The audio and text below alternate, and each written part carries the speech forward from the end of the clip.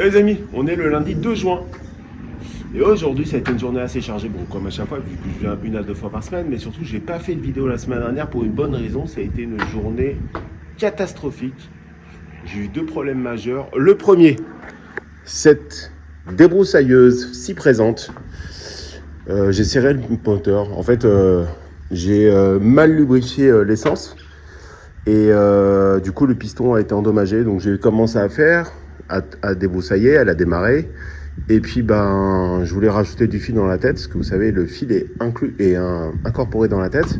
Donc, j'ai arrêté la débroussailleuse. J'ai voulu redémarrer, elle ne redémarrait plus. Je l'ai amené chez le gars. Il m'a dit, mais quelle huile tu utilises? Je lui ai dit, la Trooper. Et la dernière fois, il m'avait dit la même chose. Utilise pas cette huile. Mais en fait, c'est pas tant parce que c'est de mauvaise qualité, c'est plutôt parce qu'elle colore pas l'essence. Et en fait, le fait de mettre de l'huile et que ça colore l'essence, c'est un bon indicateur visuel pour vérifier que vous avez bien suffisamment graissé votre essence. Je vais vous mettre une petite vidéo pour vous montrer comment l'huile qu'il me vend, lui, colore l'essence. Donc là, j'ai mis 500 ml d'essence et là, j'ai mon huile spéciale moteur de temps. Regardez comment la couleur est là. Donc en fait, comme c'est des moteurs de temps, l'huile, pour lubrifier le piston, se met directement dans l'essence. Et vous voyez le changement de couleur? Donc évidemment, il faut secouer et jamais faire le mélange directement dans le réservoir de la débroussailleuse. Et là, vous voyez, alors je sais pas si ça se voit bien à l'image, mais c'est beaucoup plus foncé. Et ça, c'est un bon indicateur pour vous assurer que votre essence est suffisamment lubrifiée. Donc en fait, ce qui s'est passé, c'est que je voulais faire une belle tonde parce que j'avais pas mal de verre à dégager. Et du coup, d'habitude, je fais un réservoir de 500 ml. Donc là, vous voyez, 500 ml. Et l'huile que je dois rajouter, c'est 50 pour 1. Donc ça veut dire que quand je mets 500 ml ici d'essence, je dois mettre 10 ml d'huile. Mais je me suis dit cette fois, comme je dois faire un peu plus, je vais mettre 750 d'essence. Donc en gros 50% de plus que d'habitude. Donc je mets une fois 500, je mets l'huile, je secoue, je mets dans le réservoir. Et après 250, donc ici, d'essence, et l'huile qui va. Et donc 250, ça correspond à 5 ml, c'est là.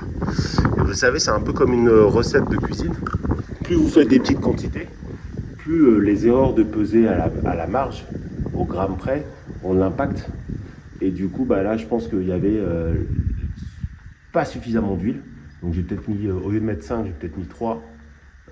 Et du coup, voilà, ça m'a coûté en gros 50 € de réparation. Il me l'a fait en 2 jours. Le mec, il me connaît, il sait que bon, je suis pas un professionnel et que je fais ce genre de bêtises. En revanche, je lui ai acheté 2 bidons de l'huile qu'il me recommande. Et vous avez vu, ça colorait un peu le moteur, enfin l'essence dans le bidon. Sinon, la deuxième et pire chose qui me soit arrivée, c'est que je voulais vous faire une vidéo. Là, je voulais faire de l'entretien du bassin. Et donc, j'avais pris mon petit filet là, vous voyez là. Je m'amuse avec.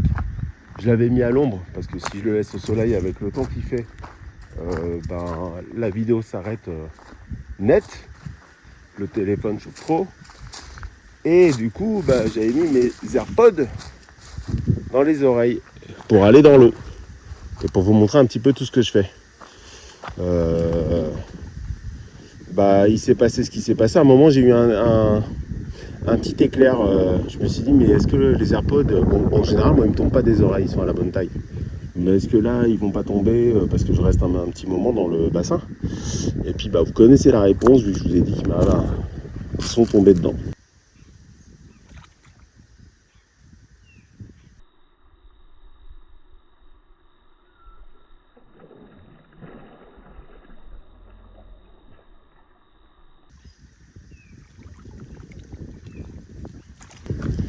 Et le problème que j'ai, c'est que l'eau, elle est super opaque.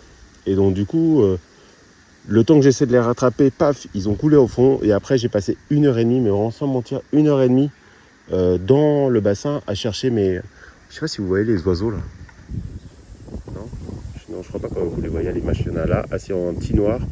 là, ils sont tous en bande. Je sais pas ce qu'ils surveillent ici, mais ils surveillent. Donc je disais, j'ai passé 1h30 dans le bassin sous le soleil. Et là, du coup, je me suis mis entièrement parce que là, il y a 80 cm de profondeur. Et je sortais toutes les feuilles et je regardais dans chaque poignée si je trouvais l'écouteur qui était tombé. Et donc, regardez, hop, j'ai tout jeté là. Parce que je me suis dit, c'est plus facile, c'est centralisé après si je jetais un œil. Et j'ai tout passé en large, mais bon, à l'aveugle. Hein. Et j'en ai ramassé des déchets verts dedans, mais alors des quantités astronomiques. Et qu'est-ce que j'ai trouvé? Bah rien. Et donc au bout d'1h30, donc j'étais hyper en retard parce que j'avais prévu de faire 20 minutes. Et du coup, derrière, j'avais ma femme qui m'attendait pour qu'on déjeune et j'avais des achats à faire avec. Donc je suis avec beaucoup de retard. Désespéré. Désespéré. Sauf qu'aujourd'hui, quand je suis revenu, je me suis dit, mais... ouais, j'avais regardé dans ce tas de feuilles, mais quand c'était mouillé et tout, on voyait rien. Et là, je suis revenu direct, j'ai vu ici, alors j'aurais dû filmer, un petit truc blanc qui était par là. Et puis bah voilà quoi. J'ai récupéré mon joli AirPod. Donc voilà, j'ai retrouvé mon écouteur. Ça a l'air de fonctionner pour l'instant. Je suis un peu rassuré. Alors c'était pas des récents, mais pour autant, vous savez, les AirPods, ça vaut une petite fortune.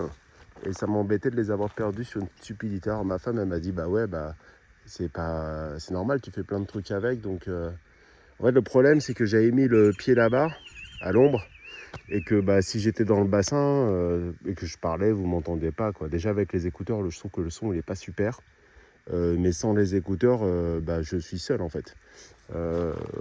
Donc c'est pour ça que je les avais mis à la base. Et puis bah elle a été gentille, elle m'en a pas voulu déjà d'être arrivée en retard d'1h30, tout cramé, parce que bah là avec la réverbération dans l'eau, j'étais couvert de boue parce que bah, vous imaginez, il y a de la vase dedans. Donc j'ai pris une bonne douche. Mais bon, a priori pour l'instant, mes écouteurs sont de retour.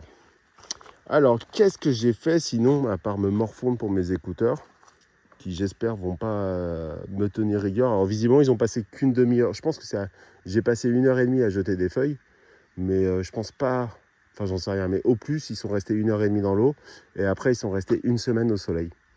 Et donc enfin au soleil, partiellement au soleil.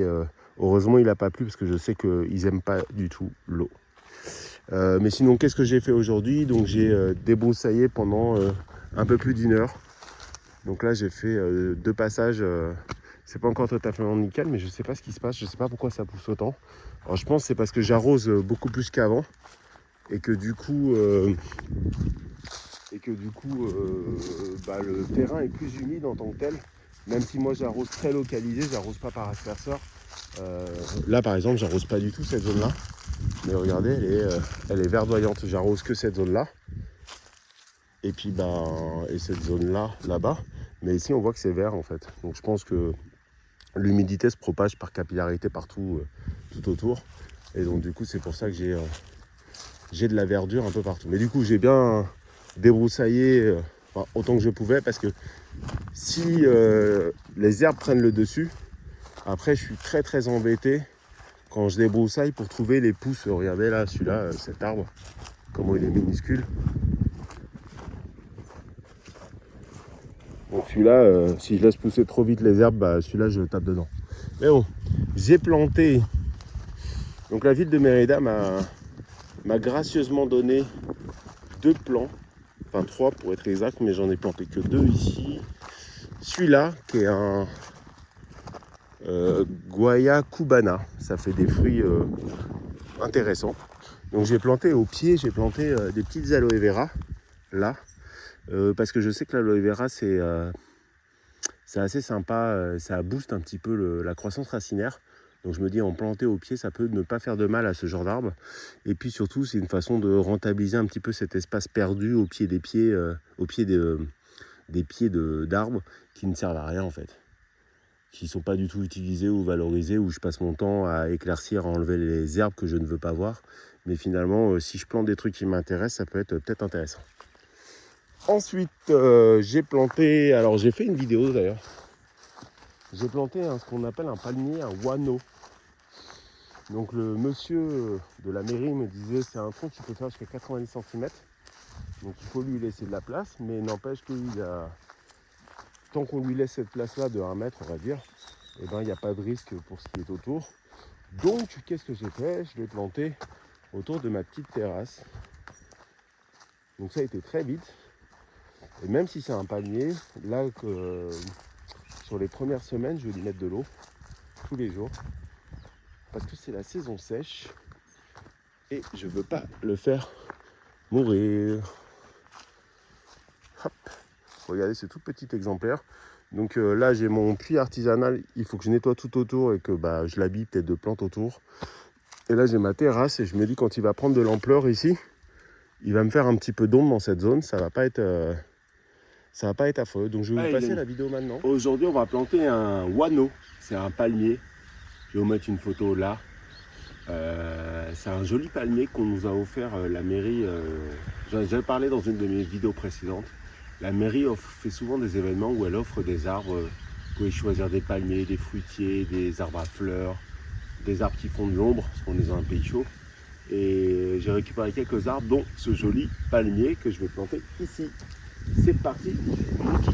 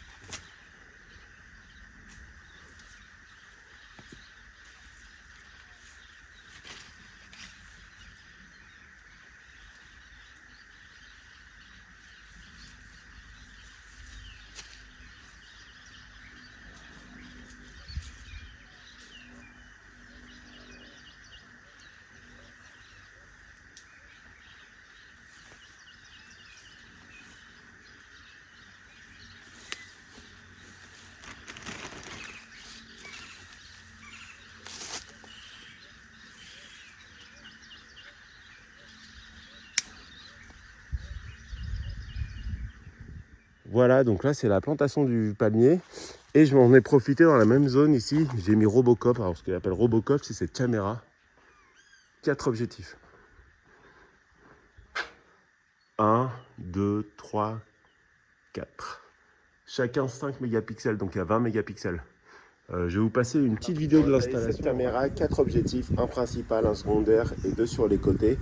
C'est une caméra qui est sur chargeur, sur secteur. Donc je vais la raccorder à la prise là-haut. Je vais la mettre dans l'angle, ça va me permettre de surveiller la mare, cet espace, l'espace là-bas et un bout de l'entrée. Allez, on est parti.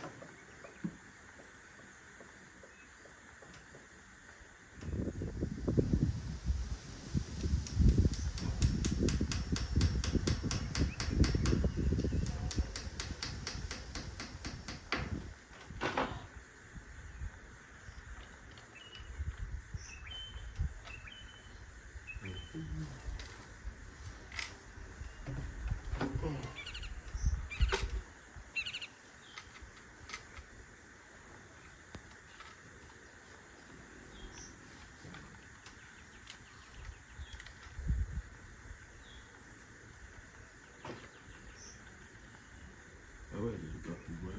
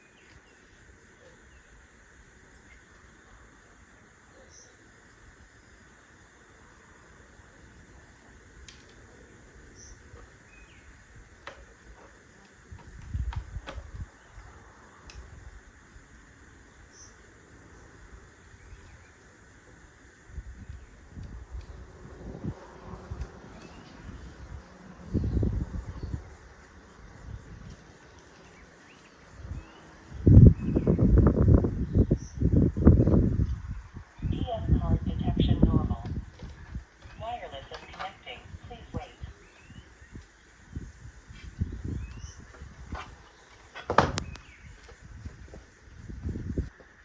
Et surtout, maintenant, une vidéo de ce que je vois, c'est incroyable maintenant.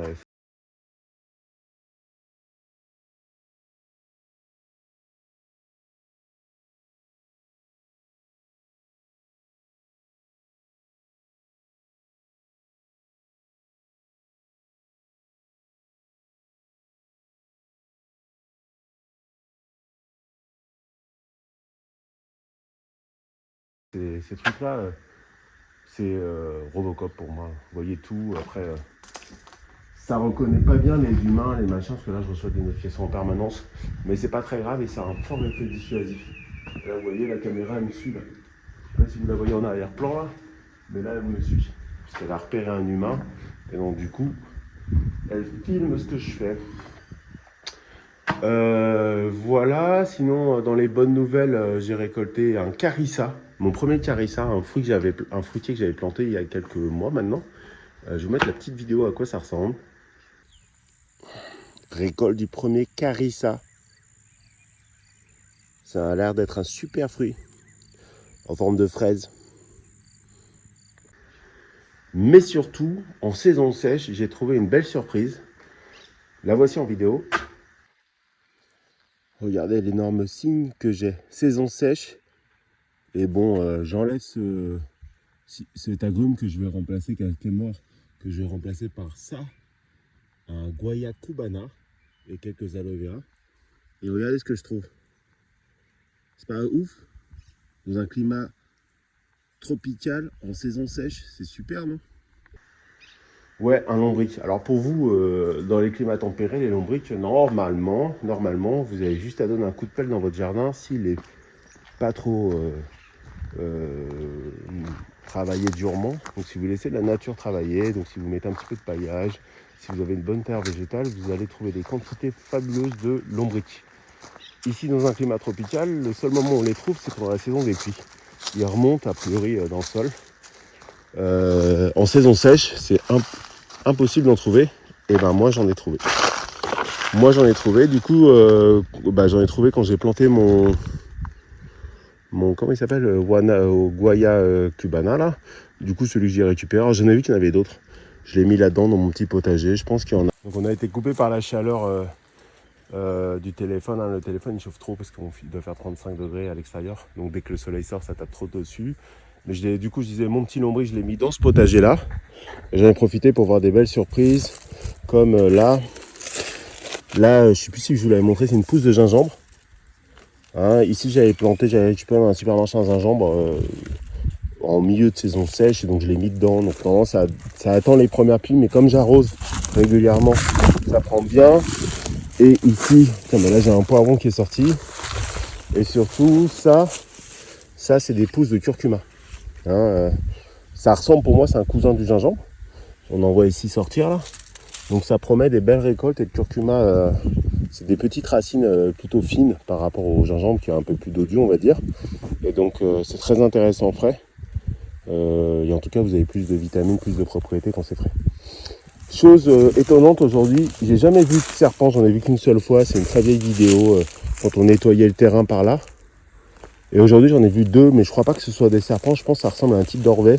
Un ici qui est directement rentré dans le jardin, donc je pense que dans les pierres, entre les pierres et le géotextile, il doit y avoir toute une faune qui doit vivre. Et donc il a filé dedans directement.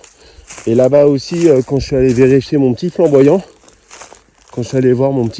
comment il allait, et ben pareil, j'ai vu le même type, donc ça ressemble à un orvet, ça faisait à peu près 30 cm de longueur, je dirais, mais c'était très gris. Donc j'ai demandé à ChatGPT s'il y avait des orvets ici. Ça me paraissait pas être un serpent, en tout cas c'était pas agressif. Ça n'a pas fait de bruit, ça n'a pas fait face, ça a directement fui. Donc c'était pas vraiment agressif. Mais c'était vraiment petit et j'ai même pas vu Dieu, j'ai rien eu le temps de voir. Et voilà, j'étais là au niveau, il était là, sur ce tas de pierres. Je sais pas s'il faisait bronzette. Et il a déguerpi dans ce tas-là. Donc je me suis pas senti menacé. Mais moi j'en ai jamais vu. À part la fois on avait fait le nettoyage du terrain. Et lui c'était un serpent dangereux rouge et noir là. Comment ça s'appelle? Un corail. Qui est mortel, mais qui est peureux. Donc normalement si vous n'allez pas au contact, vous ne traînez rien. Et aujourd'hui, 2 fois dans la même journée sur 2 zones différentes. C'est quand même bizarre. Non? Donc voilà. D'après ChatGPT, c'est pas forcément un serpent, mais j'aurais aimé pouvoir dégainer, prendre une photo pour au moins le faire confirmer. Mes cocotiers, tout va bien. Et puis le reste, rien de particulier. Donc j'ai cueilli quelques figues qui étaient mûres. Et puis bah, j'ai des goyaves qui commencent sur 2 arbres, un arbre au fond et celui-ci. Il commence à avoir des fleurs de goyave et je crois des petits fruits. Donc voilà quoi, ça avance gentiment. Et ça commence à produire gentiment. Là, mon petit papayer spontané là, qui commence à produire des fruits, mais ceux-là, je sais d'office que je vais pas les récolter. Je vais les laisser pour les animaux. Parce que c'est pas une variété de papaye très intéressante. Celle que vous retrouvez dans le commerce, c'est la marandole ou maradole là. Et celle-là, c'est plutôt une variété sauvage qui fait des petits fruits assez sucrés, mais avec beaucoup de graines. Donc c'est assez chiant à manger.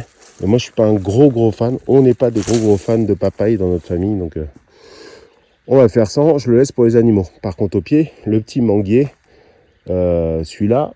Bon après, faut pas être pressé parce que là, il a 1 an, je crois à peu près.